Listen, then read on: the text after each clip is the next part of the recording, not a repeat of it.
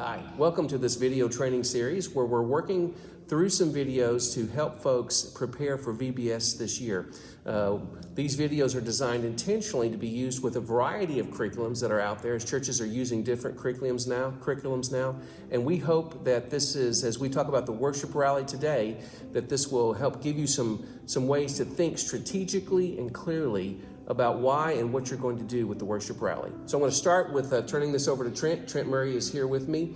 And Trent, the options for where we put the worship rally, for example, some use it at the beginning, some have it at the end, but you have mentioned that you have done it in both places before. Tell me a little bit about that. Yeah, I think this is where we need to start, because if you decide to do a worship rally at the beginning, that's going to change the way you approach it and what elements you're going to put in a worship rally to kind of kick off the day. And we'll get into an opening rally later. And if you're doing it specifically an ending rally, that's going to change the way you approach it as well. It's more of a recap and kind of rehash what you've already done. But we found great success in multiple different churches that I've been at doing both an opening and a closing rally. And I think the biggest reason behind that is that it just allows you to have a little bit more space to be intentional and to put elements within the opening and closing rally that allow you to cast spiritual direction. It allows you to kind of keep common threads throughout the week, whether you're doing an offering or whether you've got a missionary that you're supporting, or you can utilize the videos that are sent through VBS or do some skits. Particularly, we'll get into possibly some skits in an opening or a closing rally, or when to utilize those VBS videos. But we have had success using a skit during the opening rally that is a common thread throughout the whole week, so that these kids are kind of falling in love with these characters that we're introducing in these skits to open the day.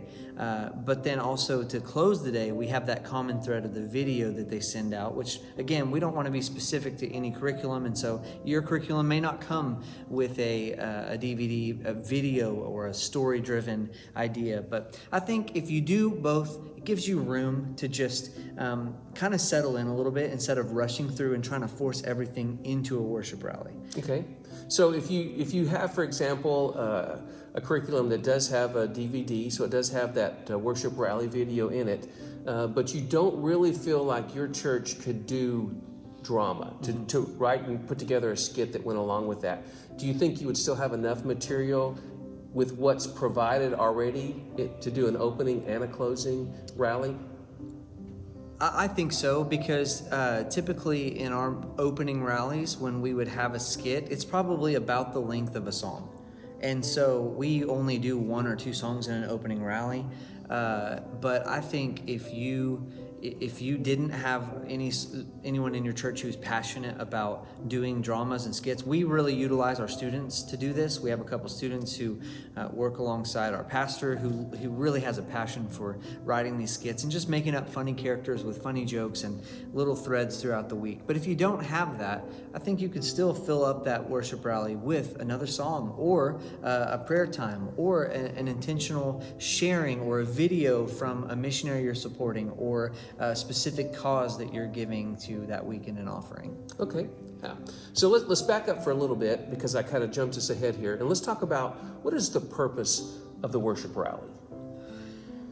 I think the biggest purpose of a worship rally is to focus the people. You know, kids are coming in from all different situations. They're coming in from breakfast and hectic car rides, and maybe bust over from the local daycares. And so it's just chaos. And when you're beginning that day, it's really good to just kind of focus people in, remind them of the purpose that you're there. Of course, the worship rally, it's kind of obvious, but we're there to worship, right? We're there to teach the kids that, hey, the purpose that we're here for today is just to worship God, and we're going to be doing that all week together.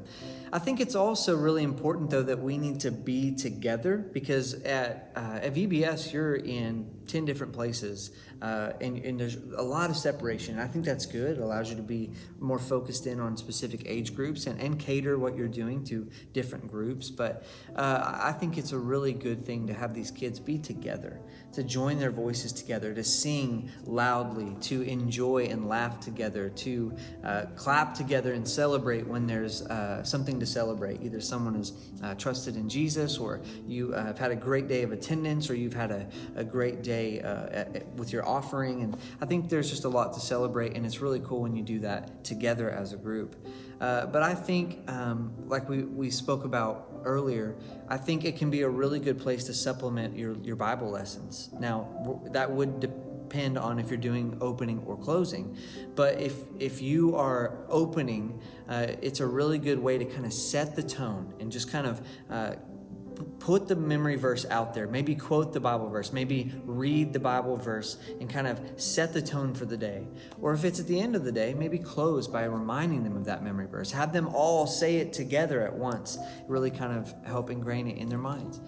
And then I think just generally some announcements. I think things that they need to know about, especially in an opening rally. You need to let them know, hey, don't forget that today we're doing this during rec time, and don't forget that during this music rotation today we're going to be X, Y, or Z. But just, if I could for a moment, kind of going back to why we really find strength in the both of a opening and closing rally, is that your announcements can be catered towards that day, setting the tone for that day in an opening rally. But the closing rally can really be good for making announcements towards the next day. Don't forget, tomorrow we're having a water activity during rec, so you need to... Or tomorrow's Bring a Friend Day. Tomorrow is Bring a Friend Day. Tomorrow is Crazy Hair Day. Tomorrow we're doing this specific thing. Or don't forget, tomorrow we're introducing this new song. Make sure to invite a friend. Our attendance was this today. Let's see if we can get to this tomorrow. You know, things like that. I think it really allows you to kind of, like I said, settle in. So you don't have to shoehorn everything into one specific rally. It could be really helpful to do both. Okay, so an opening rally, say you choose, your church chooses an opening rally. Even for reviewing of the lessons, you can review the previous day's lesson. Yeah, right. Yeah, you could. Or at the end of if you have a rally at the end, you can review that day's lesson. And if you have both, you can do both, right? Yeah, so you have a lot of opportunities. The opening rally, you're setting expectations. You can introduce any new material. So if there's a new idea for that day's lesson, you can introduce that idea. And then on the closing rally, things that results of offerings, particularly if you have a competition between boys and girls or something like that. Which always works, right? Just get the boys and girls competing together to see who can bring more money. You will raise a crazy amount of money. And they want to know, where are we at? Yeah. Who's winning? Who's winning today? What does it look like that day? And optional, you mentioned a while ago, celebrating if someone had something spectacular or life-transforming happening in their life, to share that from the platform in a little bit of a testimony format. Yeah, and that could be having a child come up and share if you're confident in their ability to share in front of others, or just having a leader come up and share, and just kind of giving a shout out to a student who God has moved in their life. Maybe they have made a decision for Christ, or maybe they've just been, in our student ministry, we call them 5:16 moments, Matthew 5:16. Maybe you've just seen a child who's done a good work in a way that others saw it and gave glory to their Father in heaven. Yeah. You know, we talked a little bit in preparation for this video about some creative things to do with these assemblies. And one of those options was to invite parents daily to that closing rally instead of having one big rally at the end. Talk to me a little bit about that. Yeah, that's actually not something that we've ever done before, but I think we're going to talk as a staff after we kick that idea around. I think we're going to try to do that this year, because we always push the parents to this one specific parent day where we're trying to get parents to come into the doors of the church and to be involved with a regular worship service. Or maybe some of you do a parent night at the end of VBS. But I think it's really cool to invite these parents to come and see every single day, because then the transition into dismissal is a lot smoother than kind of waiting on people to arrive. If they're showing up and they're kind of hanging out in the back of the sanctuary and just observing, it can be really easy then to transition into a time of dismissal. But I think it's really cool though too, because it just maximizes your voice into their parents' life as well. The parents are the primary disciple makers of those children. And so when they come into the doors of your church every single day to pick up their child, instead of just coming to the back foyer or just coming in the door and picking them up and leaving, when they come in and they sit under some teaching for a minute, they sit under a video, they sit under a little bit of music where they hear these lyrics and it ministers to them. I think it's a great way to get parents in and listening and just beginning planting seeds even in their hearts. And another idea that we kind of threw around was inviting church members who aren't normally involved with VBS, but who might be interested and inspired by what's going on with the children. Yeah. I think the church, we kind of stick to our silos a lot, our silo ministries. And so people who don't do children's ministry, a lot of times they'll celebrate it, they'll clap, they'll be like, we love what y'all are doing, that's awesome. But your church family would be really encouraged to actually, with their own eyes, see ministry happen. And so maybe that's out of the box for you and it doesn't really seem like something that would be normal, but invite your church members to come be part of the opening or closing rallies and watch them just lock into what you're doing and see your ministry happen as it's actually happening. Instead of just telling stories about it at the end of the week and saying, hey, it was a great week. And then what are we talking about, right? We're talking about numbers. We're talking about we had this many people, we did these activities. But when they come in and they sit and they watch ministry happen, it's going to inspire them. And who knows, it may inspire them to take a step forward in service and to step up in volunteering, or it may just really encourage them to step up in a different area of the church and just to get involved and to celebrate, not just hearing about ministry, but seeing it. So let's move on for a little bit and let's talk about the logistics of a worship rally. So as we think about some things that need to take place, some things that need to be thought through, what are some of those pieces that we need to just throw out here on the video so that everybody else is thinking about those as well? It's not very spiritual, but you need to have a really good plan as to how you're going to dismiss orderly. I think it's really helpful to have a list up on the platform with you of those who have come by bus, those who have come by parent drop-off, those who are going home with a friend, so that you know, so that you're aware what's happening and who's going where. And then you can, from the stage, have everybody seated, have everybody not just running to the doors, and especially with children, it can be really dangerous. We don't know who's picking up these kids. So you screen the parents as they come in. If you're having them attend your rally, like we suggested earlier, then they've already done that. And they're just participating at that point. They're just viewing. In the age we live in, particularly now, we're very, in most churches, we're checking children in to church on Sunday morning, and we're issuing stickers or tags so that we can track them. And then we're making sure that the parents or the proper adult has that identification in order to safely pick up that child as well. And the more we move into background checks, the more we move into that world that we currently live in, we have to be more cautious about those particular things. Yeah, and I don't want you to get discouraged, because sometimes it can be a lot of money to invest into those check-in programs. I think that you can do just the same. It just takes a little bit more work on the front end, but just be diligent about keeping a list of who is being picked up by who their family members are, who their approved pickup people. Maybe have that on your sign-up form so that you have that information from the get-go. And then if it's going to change throughout the week, hey, I need this person to go home with their friend because I can't come pick them up, just have them call. But I think from that point of view, background checks are not overly expensive. If you can make sure that you're protecting your children by making sure you've got a strong gate, not letting the wolves in, and you're protecting them and loving them that way, then it's easier for you to have confidence and have a dismissal that is more streamlined, that is very that is clear, regardless of the process of check in, check out, that kind of thing. And I think we live in a world where parents want to know that we're taking care of their kids and that we're tracking that, and we're concerned for the safety of their children as well. And so when we talk about these kinds of pieces, this is why it's going to be important for not only for these kinds of videos where you might watch or might assign someone to watch, but you have a local VBS training where you're going to go over your plan. You're going to talk about what's going to take place, what are the necessary steps for your church in order to safely check in and check out kids, because that's going to be different for every church location.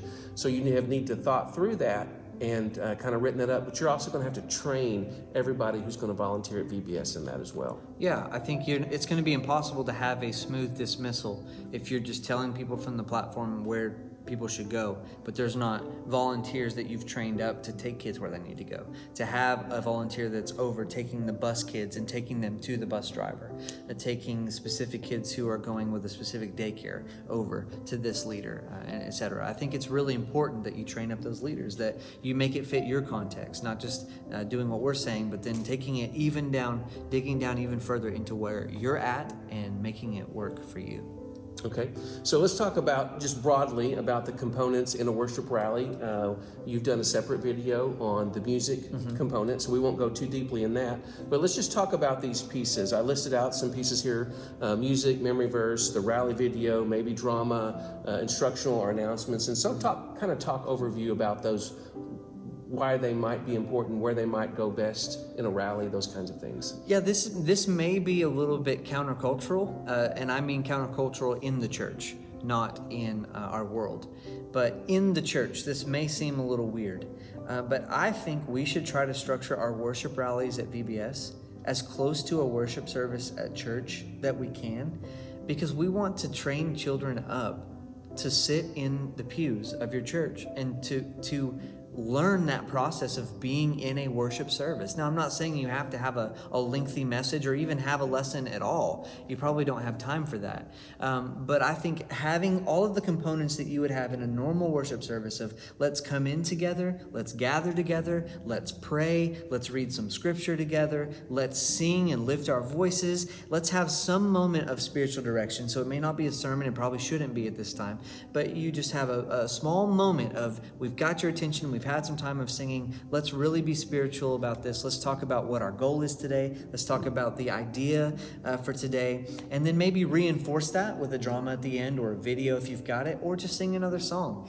And then you kind of have a dismissal like you would at church, where you kind of give some sending out instructions. Hey guys, we'll see you next week, but don't forget the potluck. You know, that's what we do at church. Well, what do we do in a VBS rally? It's the same concept. We say, all right guys, either go out and be part of VBS today if it's an opening rally, here's your instructions, or you have a closing rally where you're saying, all right guys, go out, don't forget tomorrow we're going to be doing X, Y, or Z.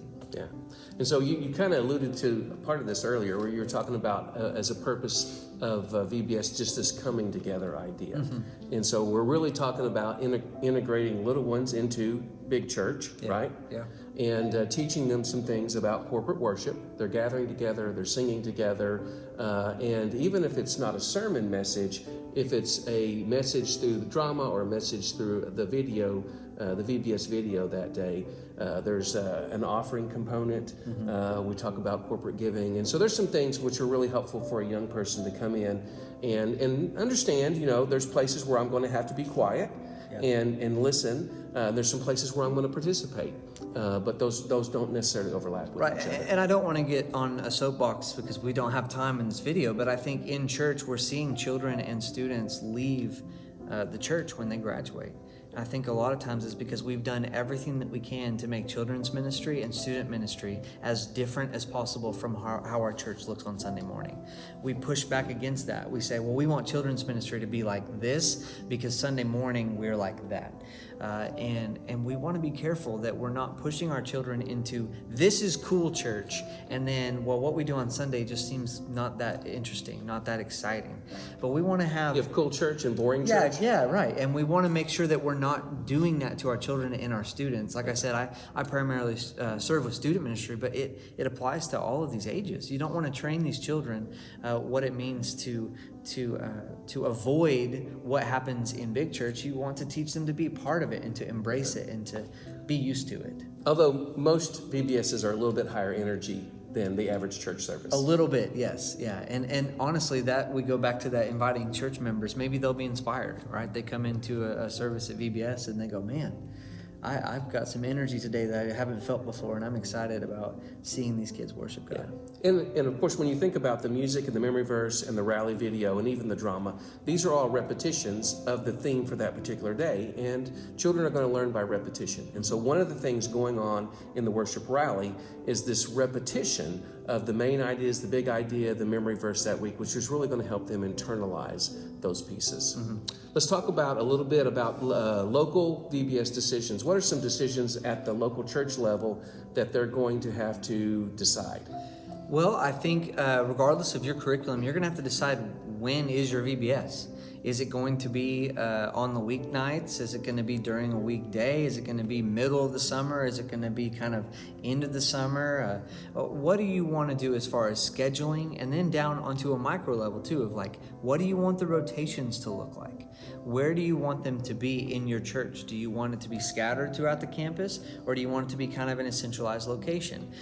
So these are things that you need to think through: your schedule, your rotation. You need to make sure that you've thought through snacks or meals. If it's in the evening, some churches do a meal and then a VBS. Some churches, if you've got a morning VBS, will do VBS and then serve a meal at the end. And our church doesn't do a meal. Our church does a snack time in the middle, and we dismiss right at lunchtime and let them kind of go get lunch with their family. You know, one of the things I've discovered through the years in church is that whether the VBS is going to be morning or evening is often decided by when can our volunteers, or when can the majority of our volunteers be able to attend and serve at VBS. And so it's not as much a tied to the curriculum as much as it's tied to the local rhythms of that church and when the volunteers can show up and be present. Yeah, that's a good point, because you need to remember, if you're doing a summer VBS and you're doing it in the mornings, you can have great success. I think a lot of people believe that the morning VBS is dying out. I've heard that kind of kicked around. But if you've got a strong group of your older members in the church who are maybe retired or who have a lot of freedom in their work schedule to be there, and you really utilize your students who are off for the summer, you can have a great VBS in the morning. But like Darrell was just saying, I think if you're trying to do it in the evening, that's going to open up a lot of your middle aged people who are at work 8 to 5 and would be willing to come to a nighttime VBS. And so, yeah, it really does. You can either make that decision based on when your volunteers would be available, or you can make that decision and then realize these are the type of the volunteers that we need to go after, because they're going to be the most successful for this. Okay, and there may be some other decisions, such as availability of the building, if you do a child care, or those kinds of considerations that are also going to factor into when you schedule a VBS in your congregation. Now, whatever you decide in there, and you do need a planning stage where you figure these things out, you're going to need to come back, as we mentioned earlier, and you're going to need to train your group of volunteers. You're going to orient them to the schedule, which is going to include the times, and so that they're going to know if they're in the Bible teaching time, for example, they're going to have 30 minutes, or they're going to have 40 minutes, and that everything that they do within that class period needs to be contained in that set time frame, because they're going to need to move on to that next rotation. And then you mentioned already rotation locations, Trent, and some things that need to be talked about as well is gospel presentation. So with almost every VBS curriculum that's out there, there's an opportunity, even if it's one lesson that particularly lends itself to talking explicitly about the gospel to these young people. And you always want to have a heart for evangelism. You always want to do it appropriately for the age group is there, and nothing that's high pressure or anything like that. But you do want to clearly present the gospel, and you want to think through, what does that look like for our VBS this year? And talk about that. Of course, mention background checks. You'll want to let your volunteers know what your church's policy is for people who are volunteering and working with children, and just help them be informed on the goals for this year's VBS as well. Yeah. So as we kind of shift towards the end of this video, we want to talk a little bit about technology at your worship rally. This is kind of my area of expertise when it comes to VBS, because I spend the worship rally in the morning and in the afternoon up in the sound booth running all of the media for VBS. And then I spend the rotational times with our 5th graders, which we're not really getting into that. That would be kind of its whole nother separate thing. But if your church has never looked into a VBX X. Some curriculums have this 5th grade material that kind of separates them from the other rotations. That is a great way to bridge the gap to student ministry. We don't really have the time to get into that, but if you've never looked into that, you need to. I think it's a great opportunity for your student pastor to meet with these 5th graders who are going to be in their ministry at the end of the summer, and then begin building that relationship by having that VBS where the student pastor is leading that incoming group. So the technology at the worship rally would be, you've got to have some kind of a projector or a laptop or TV. And I say you got to have, that's not true. I mean, you can pull off a VBS regardless of what technology you have. Be faithful to God with what you have, and He'll bless your week. But I think it's helpful to have some kind of projector or a laptop or a TV that you can display stuff on. I know in our music rotation video, I really talked about the importance of knowing your music. And the more you know the music, the easier it's going to be to teach these students how to do the motions and to join along with you. Because if you don't know the motions and you don't have a projector or a laptop, it's going to be really difficult to have them visualize and see someone doing that. We talked a lot about enthusiasm and confidence. Well, even sometimes a lot of these videos come with groups and larger groups doing the dance together, and that really kind of adds some energy to it as well. And so there's usually some music videos components to that. That's the teaching videos, but also they usually provide a music video like you would see on TV, a music video of the songs, but then also a theme video that kind of goes throughout the week. What were you going to say? Well, I was just going to say for the hand motions, and sometimes it's, you can learn the hand motions, you can watch the video, learn the hand motions, and then you can teach the kids the hand motions for each part of the song. Or you can do that along with the video playing behind you, depending on your particular comfort level.